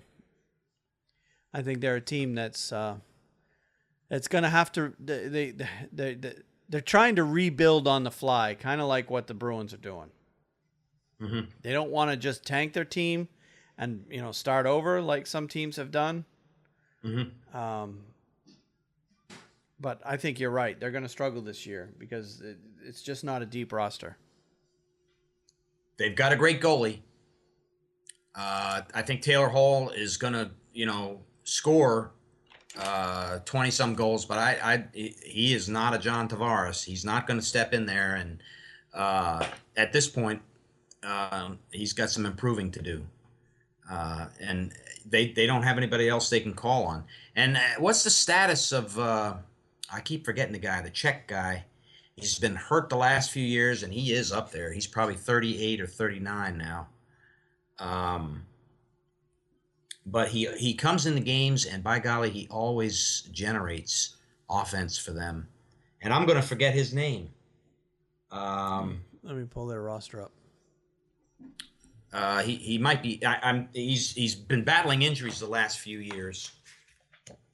Not Henrique. No, not Henrique. No. Might not be able to remember. Camilleri? Not Camilleri either. Zajac? No. Palmieri? No. I'm not going to remember his name. Let me see here. Ryan Clough? No, Ryan Clough. Not Ryan Clough. And certainly not Mark Savard. Oh, they own Mark Savard's contract. I was wondering where that contract was. Mark Savard's contract's bounced around quite a bit. Yeah. Not gonna remember his name, but he's a veteran. He's won the 3 Stanley Cup rings with them. He's been around forever. He was there through most of the. Oh, you're thinking of. Yeah, I know who you're thinking of. He is from the Czech Republic. Duh. Why can't I think of him now? And as soon as isn't that terrible? And but he's been a great player. Right now, people are listening to this and they're going, and they're, yeah, they know who he is. You idiots! Yeah. But anyways, the Devils are not. To me, they're not going to make the playoffs. And it remains to be seen how they could finish dead last in the Metro. In my opinion, I could be really eating a lot of crow after this, but anyways. The next team I had was the Philadelphia Flyers, and if there is a team that I can see coming up the line with a chance of really improving, making Patrick the playoffs. Elias. Patrick Elias. There you go. There we go. Now Patrick you people Elias. can stop. You people can stop yelling at your radios now. We Yep. finally remembered his name, Patrick Elias. Okay, on to the Flyers. I don't even know if he's still on contract with New Jersey, but I believe he's an unrestricted free agent. yeah. Elias. That's why he didn't show up on my general manager roster. Philadelphia Flyers. Will they make the playoffs? And I think they should. Although they're going to be in a dogfight with the Islanders. They're in perhaps that group of Carolina. 4 that I was talking about. I'm going to talk about Columbus in a minute. Columbus could make some noise. Yep. They could make the playoffs. But the Flyers are a great team, and they have the potential to make some noise in the playoffs, win a round or two. And I like their coach, Dave Haxtell. So they're doing some interesting things. They have a great power play as well. They have a very effective power play. So those things are important for them. Got some big contracts. Woo. Yeah, they do. Drew and Voracek, both over $8 million. Yep. That could come back to bite them down the road. Yes. But they're also young. Yeah. They're a young team. And they have the veteran punch to make themselves, to get into the playoffs, guys that know what they're doing. But they are a young team. They have problems with consistency. Every year, they'll go through the stretches just like Pittsburgh. They'll go through 15, 20 games, and no one in the NHL is playing better than them. Yep. And then they'll fall right off the charts. They'll go through 2 or 3 weeks, and they'll lose 2 or 3, 4 in a row, fall right off what they were doing. That's something. The thing that I always identify with Philadelphia is their goaltending, or lack thereof. In fact, I joke a lot with the hockey director at the hockey rink that I play at. He's from Philadelphia, and of course, he's a Flyers fan. And I joke with him almost every year. I'm like, all right, what goalie did Philadelphia pick up off the scrap heap to be in net for them this year? Because they never seem to have, Henrik Lundqvist or Tuukka Rask or, that undisputed number one guy. They always, at the end of the year, have 6 different guys that have played net for them throughout the year. Right.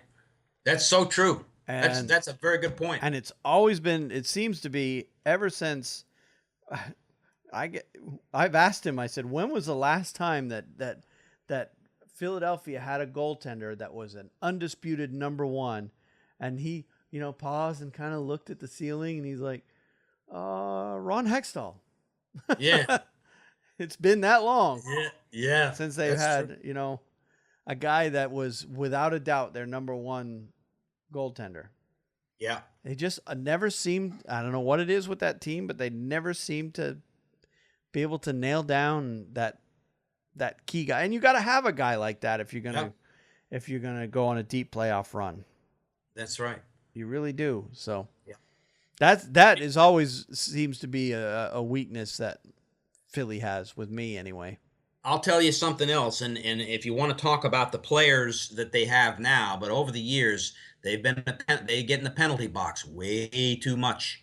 Wayne Simmons perennially makes stupid mistakes on the ice that cost them in key moments. Michael Del Zotto, same thing. Yep. They make errors, mistakes. They get in the penalty box. They let the temper get the best of them. And they're very good at getting under team skins. Don't get me wrong. That's the game they play. But they also cost themselves dearly. Yeah. And I think that's almost expected of them by the fans of that city. Philly fans are a lot like Boston fans. And they want their team to be gritty, grinded out, in your face type of physical team. That's the type of team that they want there. That's right. So, but they can't they can't do that if they're going to go far in the playoffs. They got to be composed and stay out of the trouble like that. Just speaking from experience, watching them play over the years. Well, growing up, I grew up in the Ray Bork, Cam Neely era, and Cam Neely, when he first came to Boston, was a lot like Wayne Simmons, guy who could put up a lot of points, but man, did he spend a lot of time in the penalty box until they finally got to him saying, look, you can't score goals from the penalty box. Yeah. You got to stay out of the box. And, and I see the same thing, like you said, with Wayne Simmons. I mean, he had 147 penalty minutes last year. Yeah. Led the team by far. I mean, yeah. And he was number 2 on the team in scoring. He would have been number 1 if he'd had half as many penalty minutes. That's right. And listen, as a guy who can enforce the rules, who can defend a player on his team on the ice, I give Wayne Simmons all the credit. He's very good at that. He is an excellent backup guy, and he can play that role. But he overdoes it. But you can't be that guy and be the number 1 goal scorer. True. You got to have, if you're the number 1 goal scorer, you got to find a way to stay out of the box. They need you on the ice more than they get another guy to do that. And I agree with you. Because Zach Ronaldo will probably be looking for a job. On the power play, that's Wayne Simmons' bread and butter. That's where he scores a lot of his points. Yeah. And anyways, I think we've made our point on that. Yep. Their AHL affiliate is Lehigh Valley, the Phantoms. So yeah, they used to be in Philadelphia. They used to play next door at the old Spectrum. Yeah. In terms of defense, they have a good defense. That is a strength of theirs. Shane Gostisbehere came in and he could have took the league by storm last year. He did. Could have won the Calder Cup had he been there from the beginning. But they have some real weapons on defense, and look for that to continue. But it'll remain to be seen. Goaltending is a weakness, and as I said, using their head when they're on the ice, staying out of the penalty box. Yep. The last team I had was the Columbus Blue Jackets, and you might disagree with me on this, but they're not going to be a cellar dweller this year. I think they're going to make big improvements. I think this is a team, if you look at them on paper, that could do real well. And I think they could be one of those bubble teams. They could improve that much. It's going to depend on what Tortorella does to bring them together, if he can. Yeah. They have a deep forward group. I actually had them making the playoffs last season. At the beginning of last season, when I was looking at all the teams, I'm like, you know what? This team on paper is good enough to make the playoffs. And of course, you know what happened. Yep. They lost the first 8 games out of the out of the chute, and then it went downhill from there. It's a confidence thing after that, isn't it? Yeah, pretty much. Because that's what is needed in Columbus. Confidence. Yep. Do they want it enough? Because listen, they got Brendan Saad, Boone Jenner, Brandon Dubinsky, Nick Foligno, Scott Hartnell, David Clarkson. They got the guys up front that can bring it. Yep. And put the puck in the net. But they have to watch out with their back confidence. on D. They got Seth Jones. I mean, come on. Yeah, I really love Seth Jones. I think he is going to be a stud for years. I agree with you. He is top guy there, top notch on defense. They had, now this is another angle I kind of looked at. They had that rotten start. Tortorella came in, and whether they made the playoffs or not after that, I think the pressure was off their backs. Well, they were already way. I mean, when you lose the first 8 games, you're putting yourself so far behind. Right. And there was really no way they were going to make up that difference. And if I remember right, they lost the first game or 2 after Tortorella took over before they finally got a win. Yeah, I think they were 0-10, maybe even 0-11. But they have nothing to lose. I don't think the pressure is on them this year where people are saying, you know what, Columbus better make the playoffs this year. I think Tortorella is going to have to make big improvements, and I think he will. But they don't have, they have nothing to lose. And so I think that's a strength. And they can use that to their advantage. Where I think that their problem is? And you might not agree with this. I've never been sold on Sergei Bobrovsky. Okay, he's good. He's good. But they're paying him more than any player they have on that team right now. Yep, they are. Is he worth it? I don't know. I don't know that you can make a case that he is. But that's I could certainly make a case that he's not. I mean, 2012-13, he had probably his best season of his career. 2.0 goals against, 932 save percentage. Lights out numbers. But those numbers have been getting progressively worse every season since That's then. right. If you take a close look at that team, he has to have a stellar season for them to really make a push, get in the playoffs, or even to be a strong bubble team. And that's because Curtis McElhaney is the guy they had in net a lot of that last year. He's not the answer. Yep. No, Bobrovsky's going to be the guy there, at least until they find someone else. Right. So there you have it. I think they're going to really improve, though. If you want to know what my projected finish is, Wayne. I want to hear. I've got Pittsburgh finishing first, Washington second, the Rangers third, and the Flyers fourth. After that, these 3 teams are going to duke it out: the Islanders, Columbus, and Carolina.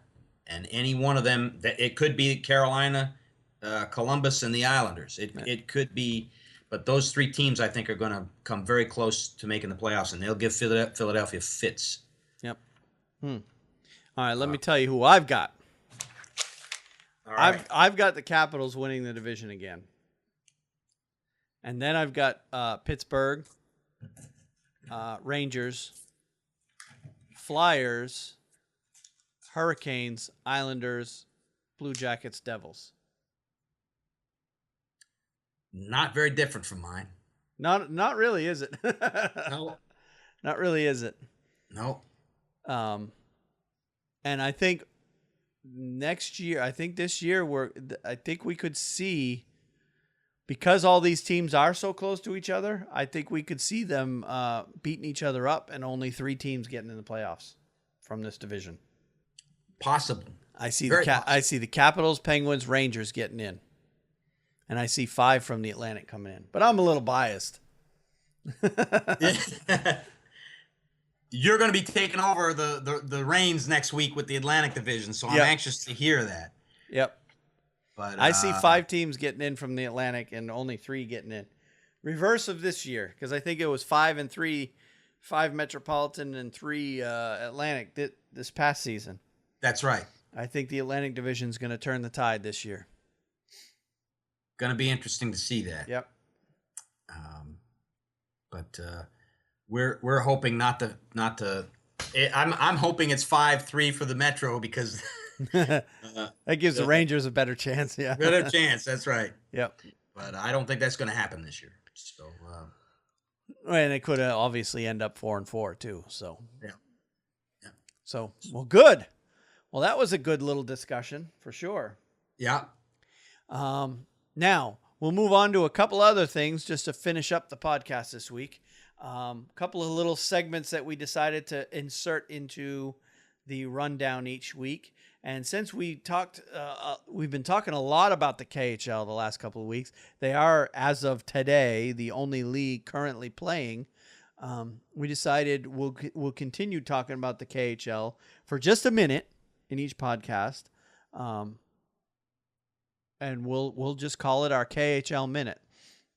And the story I've got, we'll just pick one story or one story each from the KHL, and we'll just briefly talk about it and then move on. But the story I have out of KHL is the SKA St. Petersburg team is off to a 4-0-2 start through 6 games. Excuse me, scoring 27 goals already in just those 6 games. So they're averaging 4.5 goals of offense. Now, obviously, the reason is, they're an offensive powerhouse. They have both Pavel Datsyuk, who has 7 points in 6 games, and Ilya Kovalchuk, who has 10 points in 6 games. And but that could end for them pretty quickly here as we head into the World Cup, because they are losing Datsyuk, Vadim Shipashev, and Evgeny Dadonov, and I believe one of their goaltenders are all going to be playing for a team in the World Cup.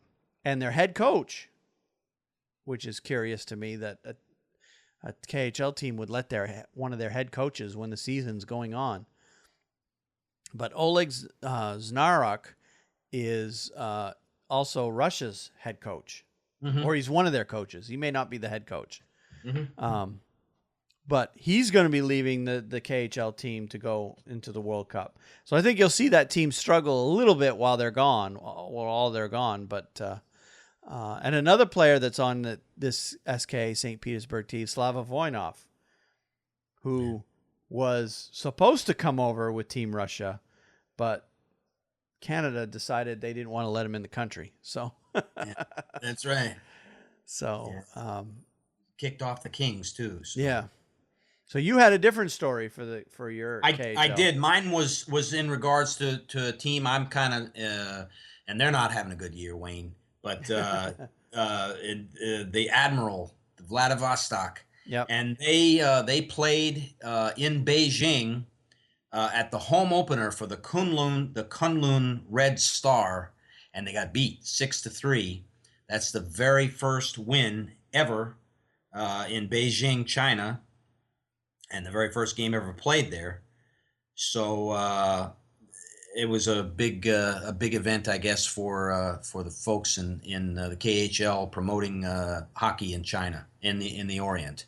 Yep. And I think I told you before the game, that place that they have is the largest arena, if I'm not mistaken, in the KHL, seating 18,000 people. and they sold 7,800 tickets.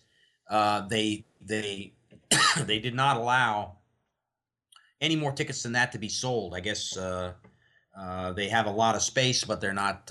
I guess they're moving slowly They're not in using it terms all. of Yeah. fans supporting it. But they did. Apparently, they sold all the tickets they had. So that, I guess that's promising. It's good for hockey, and that's what I had. That was a story I picked. So Well, that cool. was on September 5th.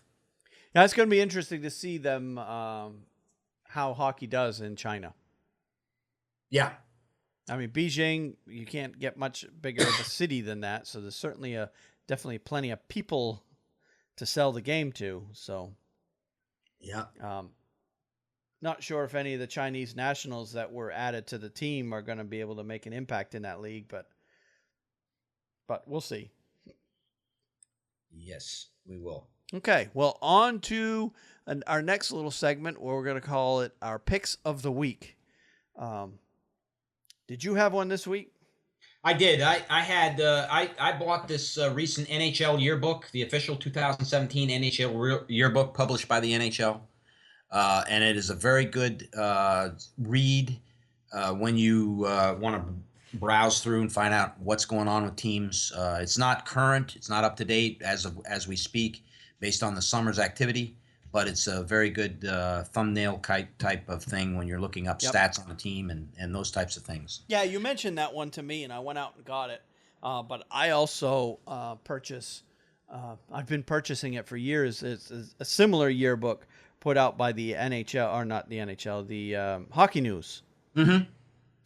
Because even growing back when I was a kid, I used to, before the internet, I used to get a lot of my hockey knowledge and my hockey news from that publication. It was back then, it was more of a newspaper than anything. It came out every week, way back when. I'm not sure if they still publish weekly or not.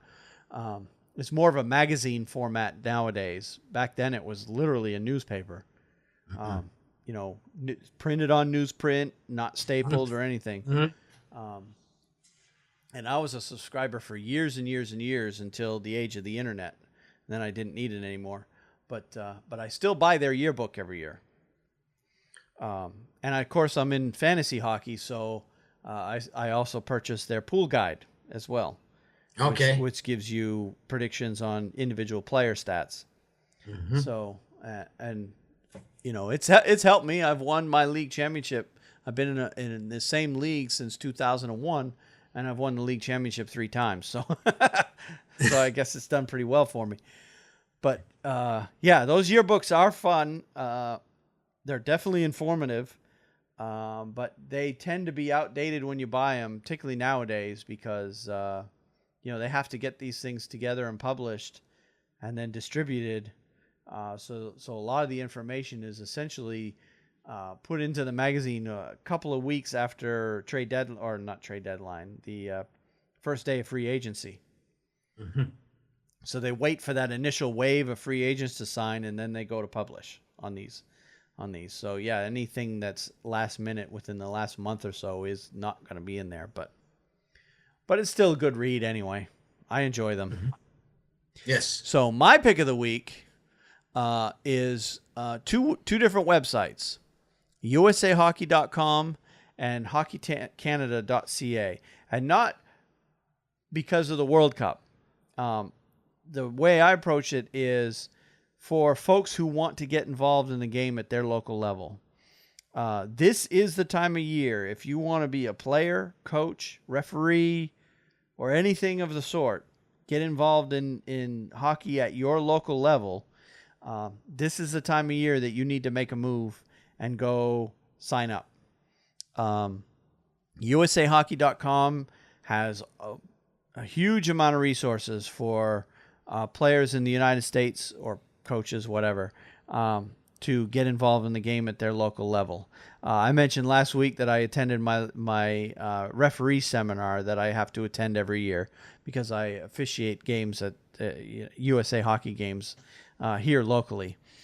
And then, of course, the equivalent organization for Canadians is hockeycanada.ca. They are the governing board for amateur and youth hockey at for the country of Canada. So if you ever wanted to be, or if you are considering becoming a player or coach or referee or getting involved in any way with your local amateur affiliates, those are the best places or the first places to go for information. I have not checked out those websites, so and of course, both websites have information on their national teams as well, and they'll have coverage of the World Cup. But that wasn't my primary reason for picking those two websites. So anyway, we'll go ahead and wrap it up for this week. Another note I wanted to put in terms of fantasy hockey, I will be getting I commission a league, and again, I mentioned that it's been going since 2001. We'll be getting our league going this year. There's always the potential for teams to open up. Our league is a keeper league. We keep 3 players from season to season, except on Olympic years. When we have Olympic years, we redraft the entire league from scratch. So we don't keep many players, but we are a keeper league, so you can keep 3 core players, and it makes the decision tough every year on who to keep. Right now we're 12 teams, but I'm considering possibly expanding it to 14. So if you would like to be in the league that I run, certainly drop us a line at feedback@thehockeynuts.com, and I can point you in the right direction of where to go from there. But it's fun. We play for fun. We actually have a trophy. In fact, I'll show Steve the trophy here as we end the Skype call, because I have it here with me. But it's a pretty cool trophy, and I'll try to include a picture of it on the show notes page. It's actually a trophy that was the cup that's on top was found at a yard sale by the first guy who won the league way back in 2001. And then he built the initial base to the cup, and kind of like the Stanley Cup, the base keeps getting bigger and bigger as the years go by, and we have to add more plates to the trophy. It's pretty neat. It's gotten pretty big, and anyway, I have it at my house because I do still need to send it to last year's winner. I wasn't the winner last year, but I do need to send it out to last year's winner here before we get the season going for this year. But anyway, if you are interested, please let us know, and I'll put you on the list as someone who, I'm not guaranteeing that there's going to be any teams available, but there's always a possibility. We usually lose 1 to 2, and if we do expand to 14, obviously I'll need 2 more owners for those 2 new teams. So let us know if you're interested. And on that note, we'll go ahead and wrap it up for this week. Next week, again, we're going to be focusing on more World Cup stuff, and we're going to get more in detail into the Atlantic Division, where we'll be talking about all the teams in that division and see where we think they're going to go. So on that note, we'll go ahead and call it a night. And good working with you, Wayne. Yeah. And I'll talk to you later, Steve. Take care. All right. Well, there you have it. Steve and I are very excited for the upcoming World Cup of Hockey tournament and the return of live NHL caliber hockey on September 8th. Over the next 3 weeks, we'll take a look at the remaining 22 teams in the NHL, along with discussing the headlines of the week. Next week, we'll be previewing the Atlantic Division teams. The week after, we move to the Western Conference and preview the Pacific Division. And then we finish with the Central Division the following week. If you like the show, please show us your support by subscribing to it using your favorite podcatcher, program, or app. You can also share it with your friends. The Hockey Nuts podcast can be found on major podcast search engines like iTunes, Stitcher, and Google Play Music. Just search for the term The Hockey Nuts in those apps. There are a few ways you can get involved with the show. You can email the show at feedback@thehockeynuts.com, or you can leave us a voicemail on our voicemail box at area code 919-960-1718. We will address your feedback on future episodes of the Hockey Nuts podcast. Also, you can tweet us. I'm at Wayne Halley 9. Steve is at sball504man or sball504man. Also, be sure to visit our website at thehockeynuts.com. The site is as new as the show, but we have a blog going already, and we've been hard at work writing midsummer update articles on all 30 NHL teams. In the future, we'll be offering not only a blog, but all kinds of resources on that website, not just for hockey fans, but for those of you who want to get involved in the game in your area as a player, coach, official, or even the Zamboni guy. As always, links that we mentioned in the show are also available in the show notes for this episode. Finally, we're also looking for a future guest for the show. Obviously, we're not experts on every team and league in hockey, so if you consider yourself more knowledgeable than us on a particular team or league, we certainly want to hear from you. Thanks for listening to this episode of the Hockey Nuts Podcast, and until next week, we'll see you at the rink.